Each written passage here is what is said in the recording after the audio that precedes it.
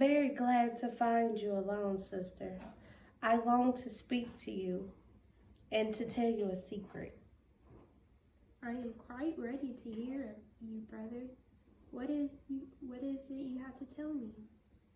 Many things, sister, summed up in one word: love. You love? Yes, I love. But before I say more, let me tell you that I know I depend on my Father, and that the name of our Son subjects me to his will. That it would be wrong for me to engage ourselves without the consent of the authors of our being. That heaven has made them the masters of our affections, and that it is our duty to not dispose of ourselves but in accordance to their wish. That their judgment is not biased by their being in love themselves. That they are, therefore, much more likely to not be deceived by appearances and to judge better what is good for us, that we ought to trust their experience rather than the passion which blinds us, and that the rashness of our youth often carries us to the very brink of dangerous abysses. I know all of this, my sister, and I tell you to spare you the trouble of saying it to me. For my love will not let me listen to anything, and I pray you to spare me your romatrices. Have you engaged yourself, brother, to her you love? No, but I have determined to do so, and I beseech you once more not to bring forward any reason to dissuade me from it. Am I such a very strange person, brother? No, dear sister, but you do not love. You know not the sweet power that love has upon our hearts, and I dread your wisdom. Alice, my brother, let us not speak of wisdom. There are few people in this world who do not lack wisdom. Were it only once in their lifetime, and if I open my heart to you, perhaps you would think me less wise than you are yourself. Ah, would to heaven that your heart like mine. Let us speak of you first, and tell me whom it is you love. A young girl who has lately come to live in our neighborhood, and who seems made to inspire love in all those who behold her. Nature, my dear sister, has made nothing more lovely. And I felt another man the moment I saw her.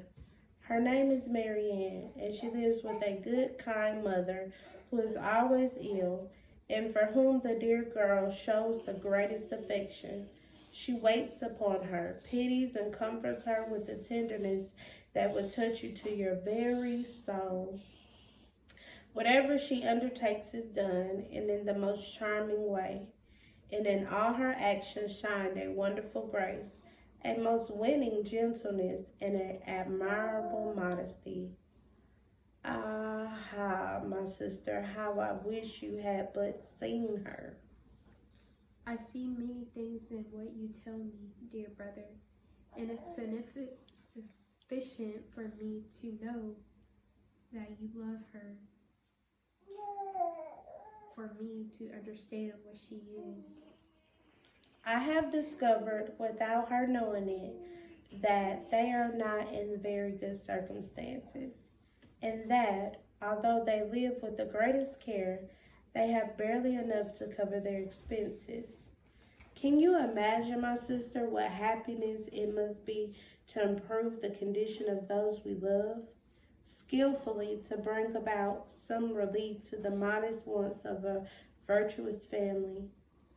And think what grief it is for me to find myself deprived of this great joy through an avarice of a father, and for it to be impossible for me to give any proof of my love to her, who is all in all to me. Yes, I understand, dear brother. What sorrow it must be to you. it is greater, my sister, than you can believe. For is there anything more cruel than this mean economy to which we are subjected, this strange tyranny in which we are made to pine?